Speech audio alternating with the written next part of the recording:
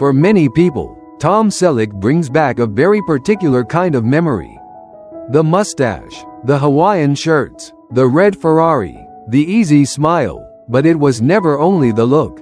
Tom came from a time when television stars could still feel special without ever feeling far away. He had presence, but he also had warmth. He looked like a leading man, but he never felt distant.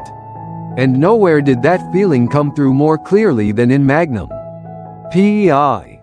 Thomas Magnum had all the things people still remember right away.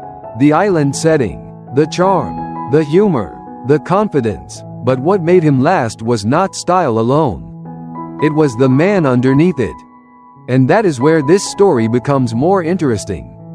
Because long before Tom Selleck became that kind of television icon, there was another man he had quietly admired for years. It's James Garner. To understand why James Garner mattered so much to Tom, it helps to remember what Garner meant to audiences in the first place. Garner had an ease about him people trusted. He never looked like he was trying too hard. He was handsome, funny, unmistakably masculine, but never stiff or full of himself. He seemed comfortable being who he was, and people remembered that. You could see it in Maverick. As Brett Maverick, Garner brought charm, wit, and just enough mischief to make the character unforgettable. He was not the kind of hero who needed to force every scene to prove how tough he was. He could talk his way through trouble, smile at the right moment, and make intelligence feel more appealing than swagger. And then there was Jim Rockford. In the Rockford Files, Garner gave audiences something even more lasting.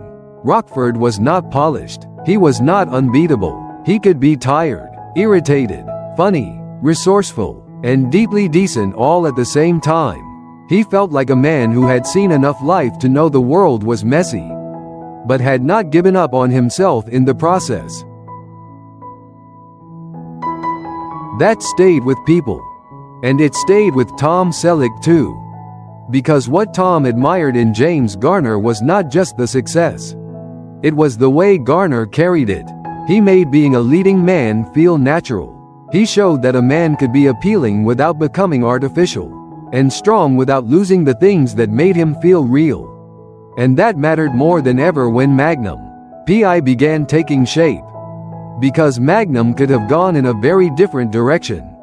He could have been slicker, safer, more generic, more like the kind of television hero who looks impressive but never really lets you in. But James Garner encouraged Tom to push for something better. Something more human. Instead of playing a man designed only to impress, Tom fought for a man with warmth, humor, flaws, and rough edges people could actually feel.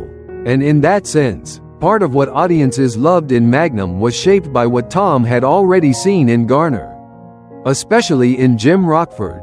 That is one of the real turning points in Tom Selleck's story. James Garner did not simply inspire him from a distance. He helped shape the kind of character Tom wanted Magnum to become. And once you see that, Magnum makes even more sense. Because what people remember most is not only the cool factor, it is the humanity underneath it. Magnum could be impulsive, stubborn, funny, warm, and sometimes bruised in ways he did not fully hide. He was never one of those slick heroes who seemed above everybody else. He felt approachable, imperfect, lived in. That is usually the part people carry with them. Not just the Ferrari. Not just the smile. Not just the image. The feeling that underneath all the charm was a real man. And maybe that is why Tom Selleck lasted. He never seemed trapped inside the image that first made him famous. Even in Magnum's lightest moments, there was already something else there. A little steadiness under the humor, a little weariness under the charm, and the sense that Tom was always more interested in playing a man than playing an image. That became even clearer later in Jesse Stone. By then, Tom was no longer being asked to carry a role with youth or charm alone. Time had changed the kind of emotional weight he could bring to a character. And in Jesse Stone, that weight became part of the performance itself. Jesse was quieter than Magnum. Sadder too. More alone. He carried disappointment in a way Magnum never did. And he moved through the world with the kind of weariness that comes only after life has taken a few things from you. But what made the role so moving was that Tom never played Jesse as a man who had turned cold. The decency was still there. The steadiness was still there. And so was that same feeling audiences had trusted in him for years. That is why Jesse Stone meant so much to so many viewers. It did not feel like Tom Selleck trying to leave his old image behind. It felt like Tom Selleck letting that image grow older, heavier, and more honest. The warmth had not disappeared. It had simply grown quieter. And then, over time, that same quality took another form in Frank Reagan. If Jesse Stone showed Tom Selleck's depth, Frank Reagan showed his steadiness. In Blue Bloods, Tom was no longer playing the man people simply admired from across the screen. He was playing the kind of man people felt they could lean on. Frank Reagan had authority, but never in a loud or theatrical way. He had the gravity of someone who had lived long enough to know what mattered, and the restraint of someone who no longer needed to prove himself every time he walked into a room. That is part of what made the role so comforting. Frank Reagan was not built on flash. He was built on presence, on patience, on judgment, on the sense that even in a divided world, there might still be one person at the table trying to hold things together with dignity. And off-screen, that same steadiness seemed to matter just as much to Tom. For all the success he found in Hollywood, there has always been something moving about the life he chose away from it.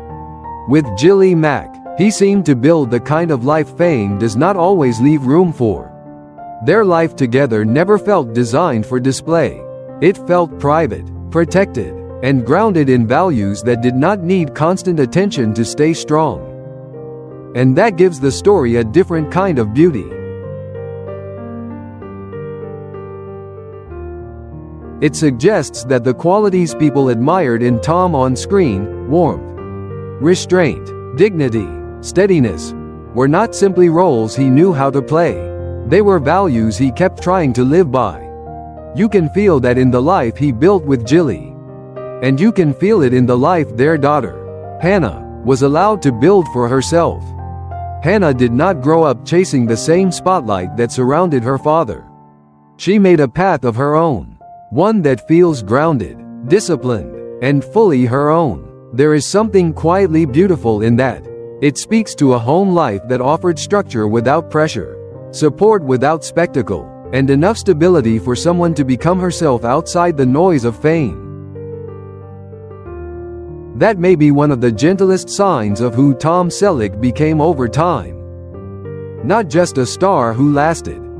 Not just an actor people remembered.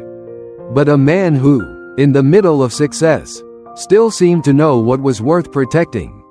And when you look back at the arc of his life and career, that is where James Garner's influence feels especially meaningful. Yes, Garner mattered because Tom admired him. Yes, he mattered because he helped shape the kind of screen presence Tom brought to roles like Magnum. But maybe the deeper reason he mattered is this. He showed Tom that success did not have to cost a person his center. A man could be famous and still be real. He could be admired and still be decent. He could be known by millions and still hold on to who he was. That may be the deepest thread running through Tom Selleck's story. From Magnum to Jesse Stone. From Frank Reagan to the quiet life he built with Jillie and Hannah. The details change. The years passed. The roles deepened. But something essential stayed. A kind of groundedness. A kind of steadiness. A kind of dignity that never had to announce itself. And maybe that is why Tom Selleck still means so much to people now.